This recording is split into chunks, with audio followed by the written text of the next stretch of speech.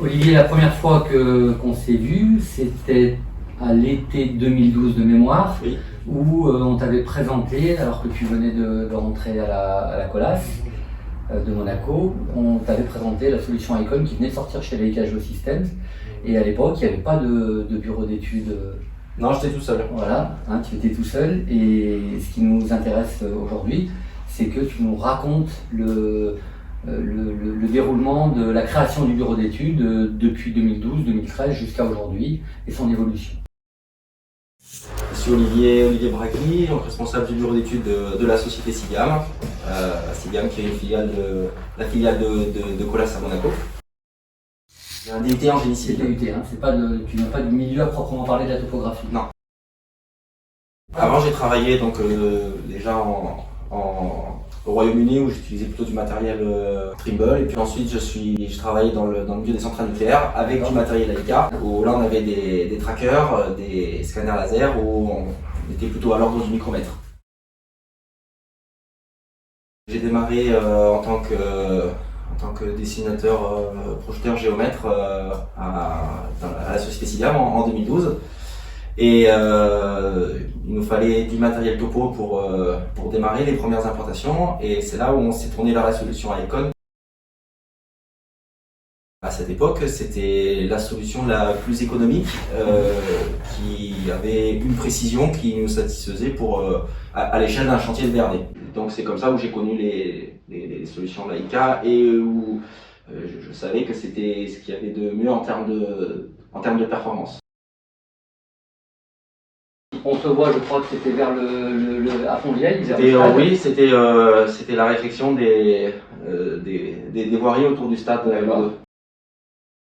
Donc on recrute Adrien, une personne supplémentaire. Arrive le BIM, quelques mois plus tard, qui nécessite encore plus de moyens d'études pour la production de plans. On découvre les premières maquettes, on découvre du nouveau vocabulaire comme l'IFC.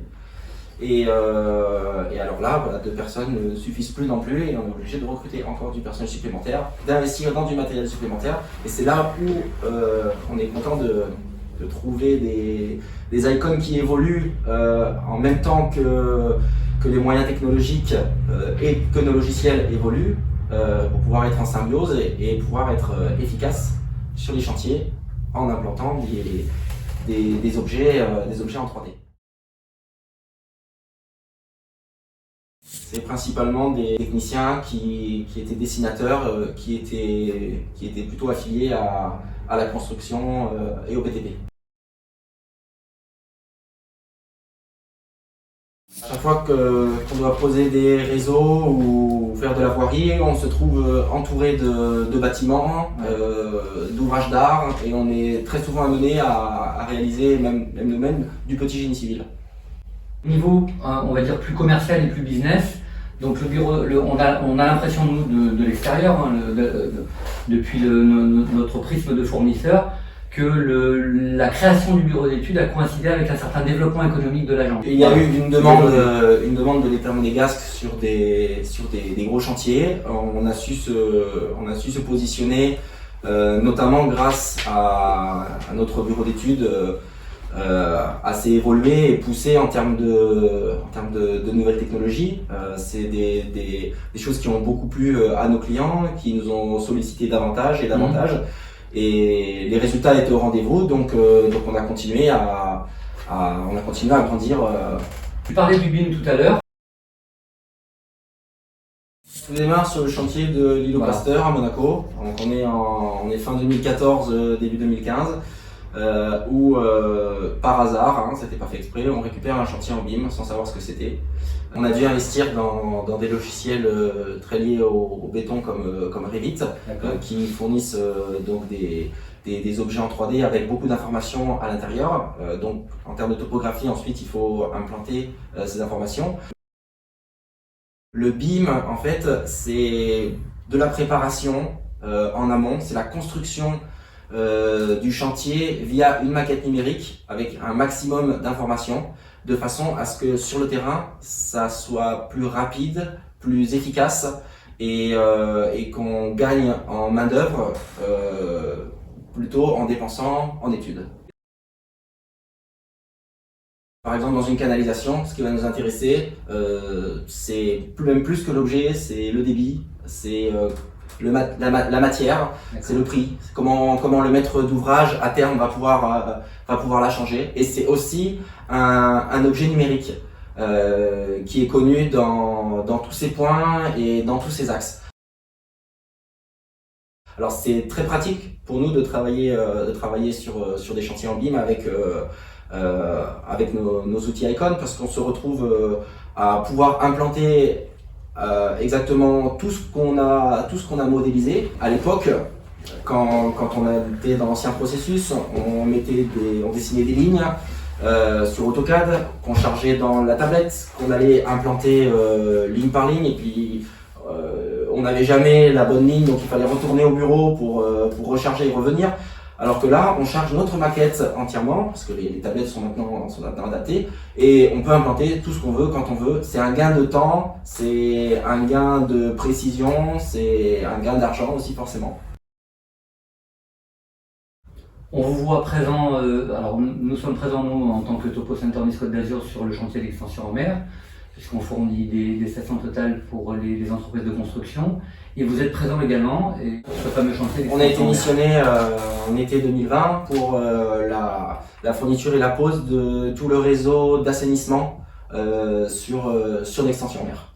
Voilà, donc nous modélisons via Revit des réseaux.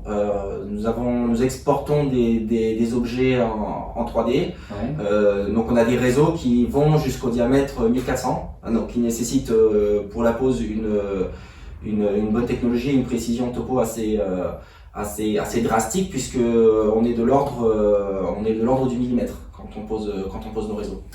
Et on n'a pas le droit à l'erreur, on est contrôlé et on doit rester dans ces ordres de grandeur. On a le droit jusqu'à 3 mm entre l'implantation et le recollement.